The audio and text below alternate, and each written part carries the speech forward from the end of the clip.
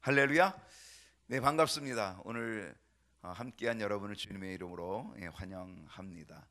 오늘도 이 예배 자리에 오신 여러분, 또 온라인 속에서 또 예배드리는 우리 모든 식구들, 또 주님의 지켜주시는 은혜, 함께하시는 은혜. 아직도 코로나의 상황 여전하지만은 그러나 이 상황 속에서도 하나님이 방패되어 주시고 막아주시고 지키시는 놀라운 은혜가 있기를 주님의 이름으로 소원합니다. 오늘 10월 10일이 되었습니다. 10월 10일 10 이렇게 되네요. 10월 10일입니다. 오늘 10월의 두 번째 주일 여러분과 함께 나눌 말씀의 제목은 하나님의 약속 앞에 가져야 될 자세는 뭘까? 하나님의 약속 앞에 가져야 될 자세. 여러분, 하나님의 약속이 있어요. 내게 주신 약속이 있어요. 그 약속 앞에 나는 어떤 자세, 나는 어떤 태도를 가지면 좋을까요? 어떤 태도 가지면 좋겠어요? 하나님의 약속이 있어요. 언약이 있어요. 하나님이 약속해 주셨어요. 근데 그 약속을 받았어요. 그럼 그 약속 앞에서 나는 어떤 태도를, 어떤 자세를 가지면 좋을 것 같아요? 어떤 자세 필요해요? 아멘. 믿습니다. 믿음이겠죠. 아멘이겠죠. 순종함이겠죠. 얼마나 좋은 거야. 여러분, 하나님의 약속인데요, 하나님의 언약인데 그 말씀 앞에, 그 언약 앞에 우리가 어떤 자세를 가지면 참 좋을지. 오늘의 이야기는 아브라함의 이야기입니다. 이 아브라함이 자신과 헤어진 조카 롯, 왜 헤어졌어요? 땅을 분배했어요. 나눴어요. 자, 내가 좌하면 나는 우하고 내가 우하면 나 좌할게. 그랬더니 이 조카 롯이 어디를 차지했어요? 딱 보니까 소돔성이 좋아요. 거기는 물도 넉넉해요. 또 거기는 아주 목초지가 너무 좋아요. 그래서 목축하기는 너무너무 좋은 거예요. 그래가지고 나는 소돔성으로 가겠다 그랬어요. 소돔성으로 들어간 이 조카 롯, 근데 어떻게 됐어요? 잡혀갔어요. 그돌라오멜이 주도하는 연합군, 4개 부족 국가의 연합군이 쳐들어왔어요. 그래가지고 이 소돔성 사람들과 싸우게 되어가지고, 그래서 소돔 사람들이 져요. 그래가지고 다 뺏어가요. 다 잡아가요. 거기에 누구도 잡혀가요? 아브라함의 조카 롯, 또 롯의 식구들도 잡혀가고, 그 모든 재산이 다 뺏겨서 다 잡혀가고 다 끌려갔어요. 그 소식을 누가 들어요? 아브라함이 들어요. 아브라함이 자기 집에서 훈련하고 연습하였던 318명의 사람들을 데리고 밤중에 기습적으로 공격을 해요. 그래도 4개 부족 국가의 연합군을 쳐요. 근데 하나님의 도우심으로 기적 같은 승리가 벌어지는 거죠. 놀라운 승리가 그래가지고 빼앗았던 모든 것들, 빼앗겼던 모든 것들 다 되찾아옵니다. 롯도 찾아오고, 롯의 식구도 찾아오고, 또 롯의 재물들을 찾아오고, 소돔성 사람들 다 찾아오게 됩니다. 사실 이것이 발단이 되어서 이 아브라함은 원치 않은 전쟁에 끼어든 꼴이 되고 말았어요. 소돔 왕이 마중 나오고 환대해 주지요. 거기다가 살레망 멜기세덱이 떡과 포도주를 가지고 아브라함을 맞이해 주고, 아브라함이 거기서 축복을 받고, 그리고 아브라함이 10분의 1을 또 멜기세덱에게 드리는 그러한 일이 벌어지게 되죠. 사실 아브라함은 이 전쟁을 통하여 전쟁의 영웅이 되는 대접을 받고, 그래서 참 좋긴 했지만 다른 한편으로는 아주 큰 위기예요. 왜? 그 4개국 그 도시 국가의, 그 부족 국가의 연합군들이 이제 그들이 쳐서 다시금 뺏겼으니 얼마나 큰 마음에 화가 있겠어요. 분이 있겠어요. 그러니까 그들이 언제 아브라함을 공격해 올지 모르는 거예요. 저 아브라함 이제 가만 안 두겠다 라고 하면서 아브라함이 공격의 대상이 될 수 있다라고 하는 것을, 언제 다시 힘을 모아서 보복할지 쫓아올지 알 수 없는 아주 불안한 상황이. 여러분, 바로 이 불안한 상황 속에서 바로 이때에 하나님께서 아브라함에게 나타나셔요. 그리고 하나님이 아브라함에게 약속하셔요. 말씀해 주셔요. 어떤 말씀을 주시는지 아세요? 그게 오늘 본문이에요. 창세기 15장 1절로 11절인데 1절 말씀 볼게요. 자, 1절 말씀. 이후에, 여러분, 이후라는 게 뭔지 아세요? 이후에, 바로 이 전쟁이 있은 이후에, 바로 소돔성 사람들 다시 되찾아오고 롯을 다시 되찾아온 이후에 이 전쟁의 소용돌이가 일어났던 이후에 지금 아브라함은 굉장히 불안해요. 지금 그들이 다시 쳐들어올까봐, 이제 보복해 올까봐, 아브라함이 공격의 타켓이 될까봐 굉장히 불안하고 지금 두려운 가운데 있어요. 자기가 원치 않았던 전쟁의 사이가 지금 끼어들었잖아요. 바로 이러한 상황 속에 바로 이후에 여호와의 말씀이 환상 중에 아브라함에게 임하였다는 거예요. 뭐라고 얘기했어요? 아브라함아. 자, 여기서부터 여러분 읽어볼게요. 시작. 아브라함아, 두려워하지 말라. 나는 내 방패요 너의 지극히 큰 상급이니라. 할렐루야. 여러분, 이거 얼마나 기가 막힌 일이에요. 여러분, 이거 얼마나 기가 막힌 말씀이냐 말이에요. 정말 두려워 떨고 있어요. 무서워 죽겠어요. 언제 어떻게 지금 나를 쳐들어올지 모르는 상황이에요. 아주 급박한 상황 속에 있는, 바로 불안한 상황 속에 있는 아브라함. 그런데 하나님께서 아브라함에게 환상 중에 나타나셨어요. 그리고 뭐라고 말씀하세요? 두려워하지 말라. 두려워하지 말라. 너무 멋진 말이에요. 두려워하지 마. 나는 내 방패야. 내가 막아줄게. 방패야. 여러분, 방패는 뭐예요? 모든 것들을 막아내는 게 방패잖아요. 어떤 공격이, 어떤 불화살이 와도 방패가 있으면 끄떡없어요. 나는 너의 방패야. 내가 막아줄게. 걱정 마. 거기다 뭐예요? 방패일 뿐 아니라 너의 지극히 큰 상급이야. 걱정하지 마. 내 앞길에 길을 열어줄게. 지금 어려움도 막아주고 내 앞길도 앞으로 예비해 주시고 열어줄게. 너는 너에게 큰 상급이 될 거야. 그러니 걱정하지 마라고 하는 이 하나님의 음성이 있게 됐다는 거예요. 얼마나 놀라운 거예요. 여러분, 하나님은 정말 내가 힘들 때에, 하나님은 정말 내가 어려울 때에, 하나님은 내가 정말 답답하고 걱정이 될 때에 하나님은 나에게 찾아오시고 나를 격려해 주시고 나를 위로해 주시고 내 문제를 해결해 주시는 좋으신 주님. 그러면서 바로 이 말씀 주시지 않겠습니까? 나는 너의 방패다. 나는 너의 지극히 큰 상급이다. 두려워하지 말라. 여러분, 오늘도 변함없이 우리 하나님께서는 이 말씀을 저와 여러분에게도 주시는 줄로 믿습니다. 여러분, 제자들이요,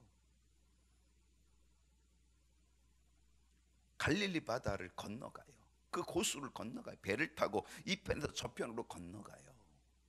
예수님께서 제자들을 먼저 보내셨어요. 그리고 예수님은 산에서 지금 기도하고 계세요. 근데 이 배가, 이 제자들이 모르는 배가 이제 호수 한가운데, 이게 한가운데, 그때 갑자기 돌풍이 일어나는 거예요. 여러분, 이 갈릴리 바다는 해발 마이너스 200m라 그랬잖아요. 그러니까 돌풍이 확 불기 시작하면요, 엄청난 파도가 치거든요. 걷잡을 수 없는 거거든요. 예수님의 제자들이 뱃사람들 출신이 많으니까 이 배를 얼마나 잘 조종하겠어요. 그런데 그들도 꼼짝할 수 없는 죽을 지경이 되는 거예요. 예수님이 산에서 기도하다가 그 고통을 보시는 거예요. 그 위험을 보시는 거예요. 그래서 예수님께서 그 밤중에 바다 위를 걸어오시는 거예요.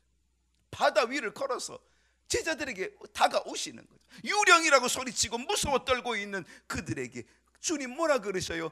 내니 두려워하지 마라. 두려워하지 말라. 나다. 내니 두려워하지 말라. 주님이 주시는 음성, 주님이 주시는 말씀. 그래서 주님께서 바로 그 배에 올라타시니 바다가 잔잔하게 되고, 그리고 그들이 구원받고 그들이 어떻게 돼요? 바로 저 건너편으로 가는 역사가 나타나게 돼요. 이사야 43장 1절과 2절을 볼게요. 자, 야곱아, 너를 창조하신 여호와께서 지금 말씀하신다. 하나님이 말씀한 여호와께서 지금 말씀하신다. 뭐라고 말씀하십니까? 이스라엘아, 너를 지으신 이가 말씀하시느니라. 너는 두려워하지 말라. 여러분, 이게 핵심이에요. 두려워하지 말라. 내가 너를 구속하였다. 두려워하지 말라. 내가 너를 지명하여 불렀다. 너는 내 것이니 너 두려워하지 마. 2절 볼게요. 내가 물 가운데 지날 때에도 내가 너와 함께 할 것이고, 내가 강을 건널 때에도 물이 너를 침몰하지 못하게 너를 막아줄 것이고, 나는 너의 방패가 될 것이고, 내가 불 가운데 지날 때에도 너 타지 아니하도록, 불꽃이 너를 사르지 못하도록 내가 너의 방패가 되어 주리라. 내가 너를 막아주리라. 내가 너를 지켜주리라. 두려워하지 말라. 이사야 선지자를 통하여 하나님이 주시는 말씀입니다. 머나먼 고국으로 돌아가야 된다라고 하는 이 불안한 이 백성들, 이스라엘 백성들, 바벨론의 포로로 끌려가온 이스라엘 백성들, 그 포로의 애들에게도, 그 포로로 끌려온 그들에게도 주님이 찾아가셔서 너희들 두려워하지 마. 내가 너를 지명하여 불렀어. 너는 내 것이야. 내가 너를 지켜줄게, 막아줄게, 보호해줄게. 사도행전 27장 24절을 볼게요. 하나님께서는 바울에게도 나타나셨어요. 뭐라 그래요? 바울아, 두려워하지 말라. 두려워하지 말라. 내가 가이사 앞에, 내가 로마 황제 앞에 서겠고, 또 하나님께서 너와 함께 항의하는 이 사람들 다 너에게 붙였다. 내 손에 다 붙였으니 걱정하지 마라.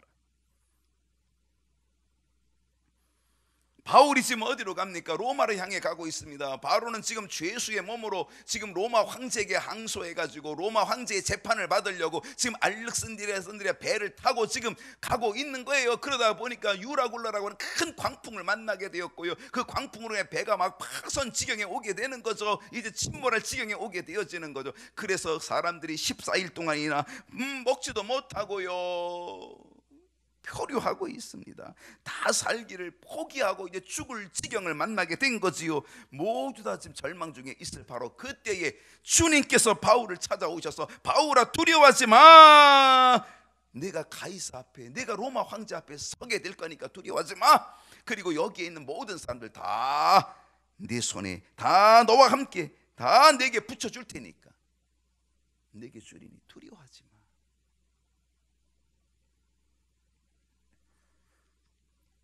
여러분, 오늘 아브라함에게 주시는 하나님의 음성이 무엇이었습니까? 그 전쟁의 소용돌이 속에, 원치 않은 전쟁에 지금 개입되어져 가지고 그 전쟁의 소용돌이 속에 있는 그 아브라함, 그래서 언제 공격을 당하고 언제 보복을 당할지 모르는 그러한 두려움 속에 있는 이 아브라함. 그런데 바로 주님께서 뭐라고 말씀하세요? 하나님께서 뭐라고 말씀하세요? 환상 중에 나타나셔서 두려워하지 말라. 나는 너의 방패다. 나는 너의 지극히 큰 상급이다 라고 말씀해 주고 있다라고 하는 거죠. 창세기 15장 1절을 다시 한번 볼게요. 두려워하지 말라. 나는 내 방패요. 넌 너의 지극히 큰 상급이다. 여러분, 오늘도 주님께서 이 말씀을 우리에게 주시는 줄로 믿습니다. 오늘 이 음성을 듣고 힘내십시오. 여러분, 이 음성을 듣고 용기를 내십시오. 여러분, 이 음성을 듣고 우리가 다시 한번 희망의 닻을 올리는 저와 여러분 되어야 될 줄로 믿습니다. 하나님께서 아브라함에게요, 환상 중에 이 말씀을 주시면서 여기에 두 가지 약속을 주시죠. 두려워하지 말라. 왜 너 두려워하지 않아야 되니? 왜 두려워하지 않아야 되니? 두 가지 이유를 주셔요. 그 하나가 뭐냐면 나는 너의 방패다. 나는 너의 방패다. 언제 전쟁을 일으킬지 몰라요. 언제 쳐들어올지 몰라요. 언제 보복에 올지 몰라요. 그러나 하나님께서 뭐라 그래요? 걱정 마. 나는 너의 방패야. 내가 막아주겠다라고 하는 거죠. 여러분, 하나님께서 우리의 방패 되어 주실 때에, 하나님이 우리의 대적들을 막아주실 때에 우리는 안심하게 되고 우리는 평강을 누리게 되는 줄로 믿습니다. 하나님이 나의 방패 되어 주시면 우리가 무엇을 두려워합니까? 하나님이 우리를 위하시면 누가 우리를 대적하리요? 바울이 고백하는 것 아닙니까? 로마서의 고백이죠. 여러분, 농사도요, 하나님이 지켜주셔야 돼요. 아무리 땀을 흘리고 아무리 농사가 정말 기가 막히게 잘 돼 있어도요, 그 결실할 때 잘못해서 만약에 태풍이 불어오고요, 그러면 다 떨어지는 거예요. 하나님이 막아주셔야 되고 하나님이 지켜주셔야 농사도 되는 거예요. 우리의 자녀도요, 하나님이 지켜주셔야 돼요. 우리의 사업도 하나님이 지켜주셔야 돼요. 우리의 가정도, 이 나라와 이 민족도 하나님이 방패가 되어 주셔야 된다는 거예요. 여호와께서 성을 세우지 아니하시면, 여호와께서 성을 세우지 아니하시면 세우는 데 수가 헛되고, 여러분, 하나님이 지키지 아니하시면 파수꾼의 경성함이 허사가 된다 그랬잖아요. 하나님이 결국은 지켜주셔야 된다. 여러분의 가정을, 여러분의 사업을, 여러분의 직장을, 여러분의 자녀들을 하나님이 방패가 되어 주셔서 지키시는 은혜가 있기를 소원합니다. 또 하나가 뭔지 아세요? 두려워하지 말라라고 하는 이 또 하나의 이유는 나는 너의 지극히 큰 상급이다. 상급이다. 지금 상황 내가 방패로 막아줄게. 그리고 앞으로 상급이 되게끔 길을 열어줄게. 얼마나 멋져요. 두려워하지 마. 지금 내가 너를 막아줄 거, 방패로 막아줄 거고, 그리고 내가 앞으로 상급이 되게끔 길을 열어줄 터이니. 이 말씀 얼마나 좋아요. 상급이 되시는 하나님이 복을 주셔야 그게 참된 복이에요. 아무리 애쓰고 아무리 노력해도 하나님이 주시지 않으면 그 복은 그건 다 없어질 복이에요. 무너질 복이에요. 하나님이 주시는 복이 영원하고 진실된 참된 복, 진정한 복이 될 줄로 믿습니다. 오늘 하나님의 약속이 뭡니까? 오늘 하나님의 언약이 뭡니까? 아브라함아, 두려워하지 마. 나는 너의 방패야. 내가 막아줄게. 나는 너의 방패야. 나는 너의 지극히 상급이야. 앞으로 멋진 길, 상급이 되는 길을 내가 너에게 열어줄게 라고 하는 하나님의 약속. 여러분, 이 약속이 있습니다. 이 약속 앞에 이제 우리가 가져야 될 자세는 뭐냐 말이에요. 이 멋진 약속 앞에 가져야 될 자세가 뭐냐? 네 가지 오늘 얘기합니다. 자, 지금부터 중요합니다. 네 가지 하나님의 약속 앞에 네 가지 자세가 필요합니다. 첫 번째 자세는 뭐예요?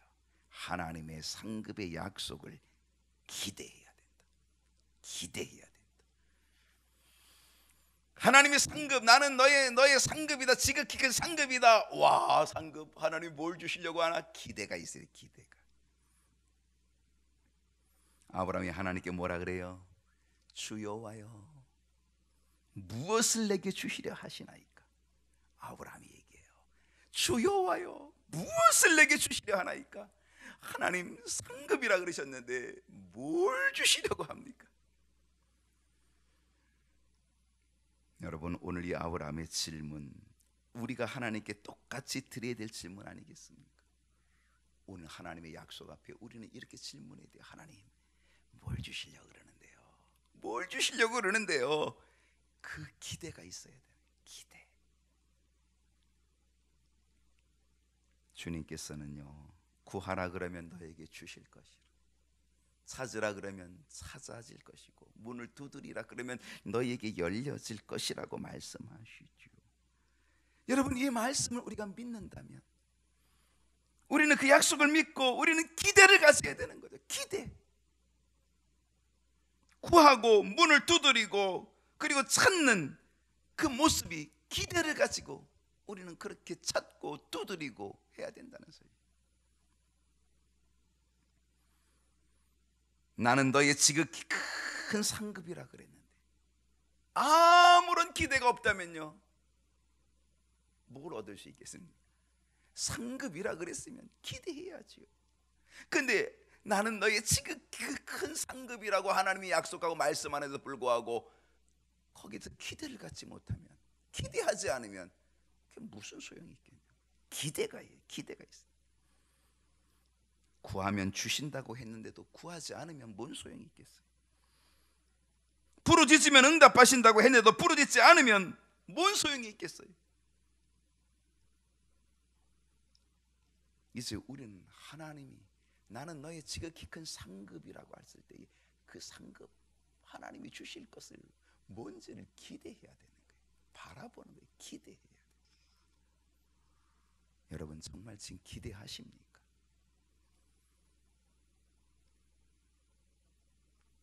주님께서 뭐라 그러냐면 천국은 침노하는 자의 거라. 천국은 가만히 팔짱 끼고 있는 자의 것이 아니래요. 천국은 어떤 자예요? 천국은 침노하는 자.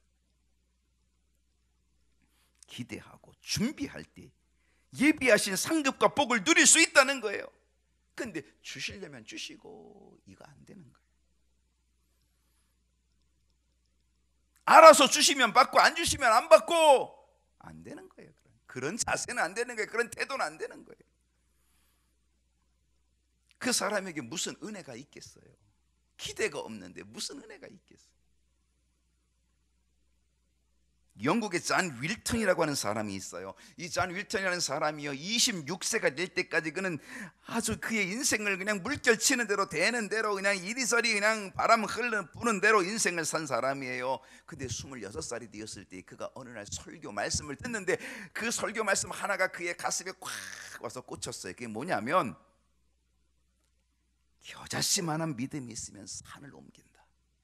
이게 그의 마음에 확 들어왔어요. 그래가지고 겨자씨만한 믿음이 있다면 산도 옮긴다는 이 말씀이 확 들어오는 그 순간, 바로 이거다, 내게 겨자씨만한 믿음만 있으면 불가능이 없다라고 하는 그러한 것. 그래서 나도 이제 이 겨자씨만한 믿음을 가지고 나도 이제 무엇이든지 할 수 있고 성공할 수 있다라고 하는 이런 자신감, 믿음을, 확신을 가지면서 그 다음부터 어떻게 했냐, 그 다음부터 평생 동안 겨자씨를 자기 주머니에 넣고 다녔어요. 평생 동안 겨자씨를 자기 주머니에 넣고 다녔어요. 그가 후일 유명한 실업가로 성공을 하게 되었고, 그가 71세에 은퇴하게 되었을 때에 영국의 여왕인 엘리자베스 2세로부터 자귀도 받는 그런 놀라운 영광도 얻게 됐다. 사람들이 이 윌턴에게 물어봐요. 당신은 왜 항상 겨자씨를 당신의 주머니 속에 넣고 다녔습니까? 라고 물어봐요. 그때 윌턴이 뭐라고 말을 합니까? 나는 좌절할 때마다 이 겨자씨를 내어 뽑습니다. 나는 실망할 때마다 이 겨자씨를 내봅니다. 나는 고통 중에 있을 때마다, 환난 중에 있을 때마다 이 겨자씨를 내보면서 하나님이 주신 말씀을 기억합니다. 겨자씨만한 믿음이 있으면 못할 것이 없다라고 했던 그 말씀을 다시금 믿고 상기하고, 그러면서 하나님이 하실 일들을 기대했다는 거예요. 기대했다는 거예요. 그 기대를 가지고, 용기를 가지고 힘을 얻었다는 거예요.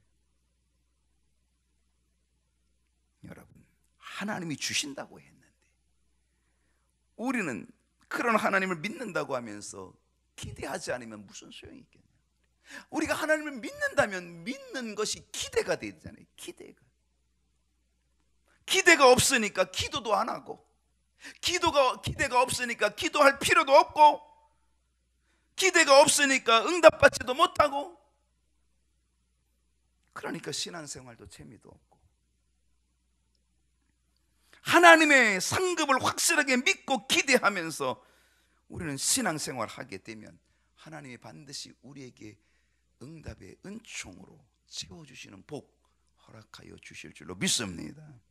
두 번째는요, 어떤 자세를 가져야 돼요? 하나님의 약속을 축소하지 말아야 돼요. 여러분, 지금 아브라함의 나이가 80쯤 아마 되었을 거예요. 80 가까이 되었어요. 지금 그의 인생 80년을 살아오면서 지금 그의 인생에 자식이 없어요. 여러분, 아브라함이 하나님께 바라고 기대하는 가장 큰 상급이 있다면 뭘까요? 주여 내게 무엇을 주시나이까? 어떤 상급을 주시려나이까? 라고 하는 이 아브라함의 기대에는 어떤 기대가 있겠어요? 그것은 말할 필요도 없이 자식의 상급 아니겠어요? 80년 가까이 지금 자식이 없잖아요.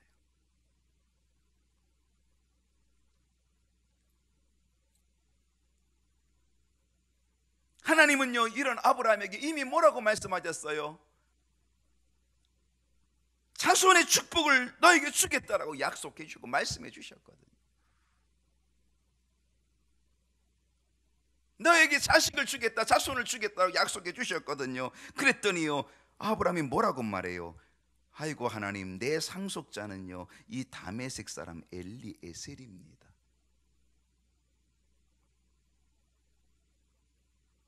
나는 지금까지 자식이 없사오니 나의 상속자는 이 다메섹 사람 엘리에셀입니다.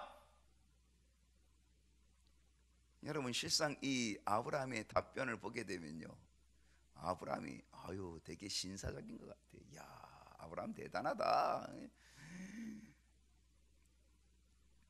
멋진 말 같기도 하지요. 하나님, 제게 자식 줄 필요 없습니다. 자식을 안 줘도 괜찮습니다. 저에게는요 제 자식 아들 못지않은 아주 착한 엘리에셀이 있습니다. 비록 그가 종이긴 하지만 아주 충실합니다. 아주 성실합니다. 제 상속자로는 아주 적격입니다. 엘리에셀 정도면 충분합니다. 그러니 하나님 저 때문에 너무 애쓰지 마세요. 대단히 신사적인 것 같죠? 하나님 떼쓸 필요도 없고, 하나님께 떼쓸 필요도 없고, 또 떼를 쓰지도 않고 욕심 부리지도 않는 어떤 아브라함의 아주 정말 멋진 그런 모습이 보이는 듯하죠. 아브라함의 모습이 얼마나 멋져요. 얼마나 신사적이고 얼마나 합리적인 것처럼 보일까요? 하나님 아들 안 주셔도 돼요. 아유 저기 엘리에셀이면 좋게요. 아주 착하고 충성된 종이 있어요. 그냥 이 엘리에셀이 저의 상속자가 되면 돼요. 근데 문제가 있어요. 여러분 지금 이 아브라함의 답변이 되게 신사적인 것 같지만, 되게 멋있어 보이는 것 같지만 여기 큰 문제가 있다는 거예요. 그 문제가 뭐예요? 그 아브라함은 하나님의 약속을 믿음으로 받아들이지 못하고 오히려 자신의 생각과 자신의 편리함대로 하나님의 약속을 지금 축소하고 왜곡하고 있다는 거예요. 하나님 뭐라 그랬어요? 내 몸에서 아들을 줄 거다. 내 몸에서 아들을 줄 거라고 하는 거죠. 그런데 그것을 아브라함이 축소하고 있다는 거죠. 여러분 사사기를 보게 되면 하나님께서 이미 이스라엘 백성들에게 땅을 다 주시기로 약속하고, 땅을 다 주시기로 약속해. 가나안 땅을 그냥 그들이 가서 점령하면 되는 거예요. 근데 이스라엘 백성들이요 점령하다 말고 이제 팔짱 끼고 가만히 있는 거예요. 가만히 있는 거예요. 하나님께서는 가나안 땅을 주시겠다고 약속했는데, 그런데 이스라엘 백성들은 그 땅을 다 차지하지 못하고 적당히 차지한 다음에는 다 팔짱 끼고 가만히 있는 거예요. 왜 그랬겠어요? 그 중에 하나가 바로 적당한 선에서 타협하려고 하는 거예요. 타협. 그들은 사실 땅 한 평 갖지 못한 이스라엘 백성들 아닙니까? 떠돌아다니는 땅 한 평 없는 이스라엘 백성들. 근데 그들에게 이제는 적당한 땅이 생겼어요. 이제는 거주할 만큼 땅이 생겼어요. 그러니까 한 평도 없던 그들이 아이고 이 정도면 황송하지 뭐, 이제 더 바랄 게 뭐가 있겠어. 힘들게 싸울 필요도 뭐가 있겠어. 야 이제 더 이상 전쟁하지 말고 그냥 이 정도 적당하게 우리가 이 땅을 차지하고 그냥 여기서 살면 되지 뭐, 그런 생각을 하니까 더 이상 하나님이 약속한 땅을 차지하지 못하고 그들이 팔짱 끼고 가만히 편하게 타협하고 앉아 있는 것 아니겠습니까?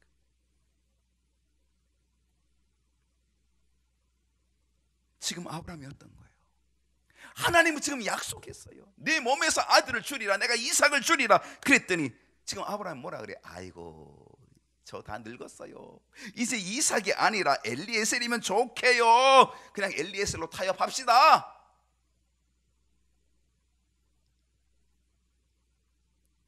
여러분 하나님이 주신다고 했으면요 그것을 온전히 받아야 되는 것 아니겠어요? 그게 믿음이죠. 하나님의 약속을 내 마음대로 축소하면 안 된다 그런 얘기죠.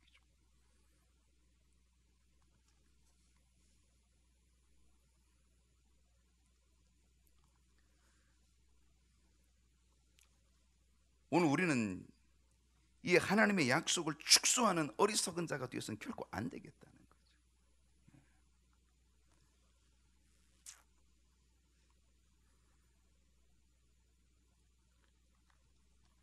아들을 주신다고 했으면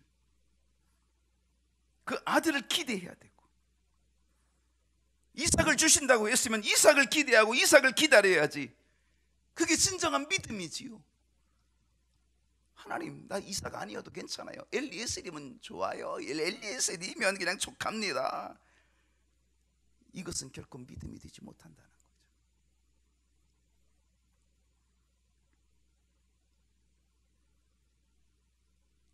우리는 하나님을 믿지 못하는 것 때문에 기다리지도 못하고 적당한 선에서 타협하고 있는 것 아니냐 말이에요. 최선이 아니라 차선을 택하고 있는 어리석음이 우리에게 있는 것 아니냐는 거죠. 하나님은 분명히 아브라함을 향하여 엘리에셀 아니야, 내 몸에서 태어날 이삭이야, 그렇게 분명히 말씀하고 있다는 사실인데, 여러분 하나님께서는요 우리들에게도 바로 이러한 것들을 주시고자 함에도 불구하고 우리도 역시 타협하고 있는 것 아니겠습니까? 우리는 이제 더 이상 엘리에셀로 만족하지 마십시오. 엘리에셀로 타협하려고 하지 마십시오.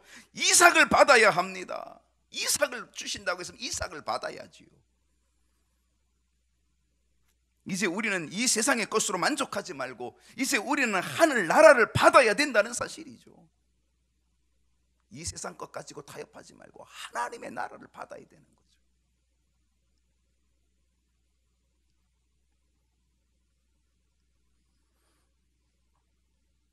여러분의 가정에 하나님께서 어떤 이삭을 주실지를 기대하십시오. 오늘 나의 삶 속에 하나님이 어떤 이삭을 주실지, 엘리에셀이 아니라 어떤 이삭을 주실지를 기대하십시오. 우리 교회를 향한, 우리 가정을 향한, 내 인생을 향한 하나님의 뜻, 하나님 주시고자 하는 그 뜻을 기다림 속에 받아들이는, 그리고 그 이삭을 받아 누리는 저와 여러분 될 수 있기를 소원합니다. 세 번째가 뭘까요? 하나님의 약속을 믿음으로 받아들여야 합니다.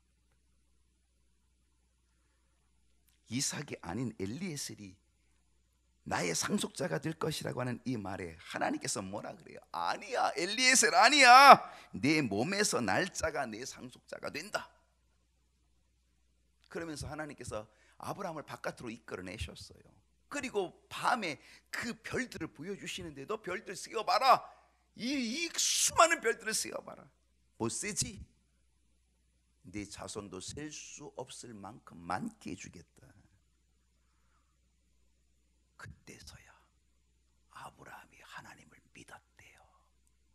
그때서야 아브라함이 하나님을 믿었대요. 그리고 하나님께서 아브라함의 이 믿음을, 그 약속을 믿는 그 믿음을 의로 여겨주셨대요. 의롭다고 여겨주셨대요. 그러면서 하나님이 보너스를 주셔요. 보너스가 뭐예요? 자식들, 자손을 하늘의 별처럼 많아지게 하면 그 자손들이 살 땅도 주겠다. 땅도 약속해 주셔. 보너스도 땅을 주시겠다. 여러분, 신앙생활이 뭘까요?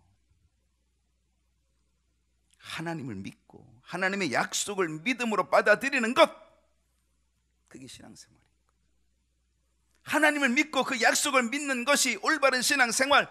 그 믿음을 가지면 하나님이 그 믿음을 의로 여겨주시고 거기에 보너스를 더하여 주시는 이 은혜를 얻게 되어지는 것, 이게 신앙생활인 거죠. 사실 지금 아브라함에게는 어떤 자식도 없어요. 80이 가까웠지만 어떤 자식도 없어요. 그저 약속만이 있을 뿐이죠. 약속만이 있을 뿐이죠. 그런데 하나님은 하늘의 별과 같은 자손을 약속하고 있고 또한 땅을 그 자손들에게 주겠다는 약속을 하셨습니다. 받아들이기 힘든 부분도 있긴 하지만 그러나 그것을 아브라함이 어땠다? 믿었다는 거예요. 믿었다. 체험이 있어서 믿은 거예요? 아니에요. 느낌이 있어서 믿은 거예요? 아니에요. 그저 하나님이 말씀하셨기에 그 약속을 믿고 받아들인 줄로 믿습니다. 여러분, 예수 믿으면 구원 얻는다는 것, 우리는 이 약속의 말씀을 믿고 우리는 구원받지 않습니까? 예수님께서 나의 죄를 위하여 죽으시고 나의 죄를 위하여 부활하셨다는 사실을 내가 믿기만 하면 그 믿음을 하나님이 의롭게 여겨주시지 않습니까? 그렇습니다. 믿음으로 의롭게 되고 믿음으로 구원받는다는 것, 다른 어떤 것이 우리를 구원하는 것이 아니고 정말 주님의 십자가를 믿고 부활을 믿기만 하면 우리는 구원받고 그리고 우리의 믿음이 의로 여겨진다는 사실, 의롭게 여겨진다는 사실, 우리는 그걸 알고 있지 않습니까? 그처럼 이제 우리는 믿기만 하면, 하나님의 약속을 믿기만 하면 하나님은 그 약속대로 반드시 이루어 주시게 될 줄로 믿습니다. 마지막 네 번째는요, 어떤 자세일까요? 약속을 믿고 순종하면서 기다려야 돼요. 순종. 하나님을 믿고 하나님의 약속을 믿은 이 아브라함은 이제 뭘 해야 돼요? 순종해야 돼요. 어떻게 순종해야 돼요?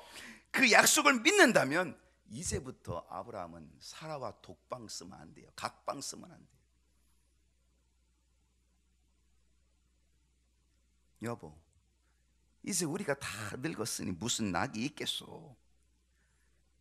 우리가 동침한들 무슨 자식을 얻을 수 있겠소? 당신은 저 방에서 나는 이 방에서 잠이나 편히 잡시다. 편히 잡시다. 우리에게는 저 엘리에셀, 착한 종 엘리에셀이 있지 않소? 그렇게 말하면 안 된다는 거죠. 어떻게 해야 됩니까? 여보, 우리가 비록 늙었지만, 우리에게 인간적으로는 희망이 없지만 하나님이 약속해 주셨으니, 하나님이 우리의 죽을 몸에서, 이 몸에서 하나님이 이삭을 주신다고 약속을 주셨으니 한 방 씁시다.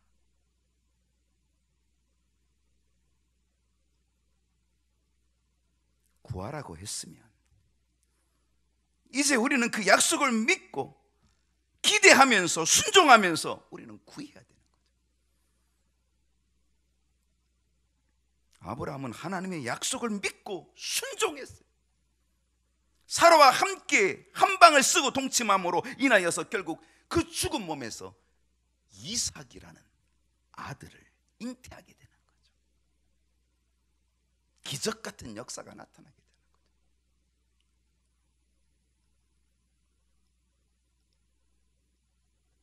네 명의 친구들이 중풍병자 친구 하나를 메고 예수님께로 옵니다. 사람들이 너무나 많아서 집에 못 들어가고, 그래서 지붕으로 올라가서 지붕을 뜯어내 가지고 그리로 달아내려 그 친구를 고쳐내잖아요. 만약에 이 친구들이 아이고 예수님께 가면 고칠 수 있는데, 아이고 예수님께 가면 고칠 수 있는데 그러면서 아무것도 하지 않는다면, 아무것도 하지 않았다면 그 친구는 못 고치는 거죠. 근데 그들이 그 친구를 메고 가서 사람들을 뚫고 들어가는데 안 되니까 어떻게 돼요? 지붕을 뜯어내고 그리고 거기서 달아내리니까 그 믿음의 행동이 있게 되니까, 순종의 역사가 나타나게 되니까, 믿음의 헌신이 일어나게 되니까, 살아있는 믿음, 행함이 있는 믿음이 되니까 예수님께서 그 중풍병자를 고쳐주신 줄로 믿습니다. 행함 있는 믿음으로 하나님의 상급을 마음껏 누릴 수 있는 저와 여러분 될 수 있기를 축복합니다. 오늘 하나님의 약속 앞에 순종하며 누릴 수 있는 은혜가 있기를 소원합니다.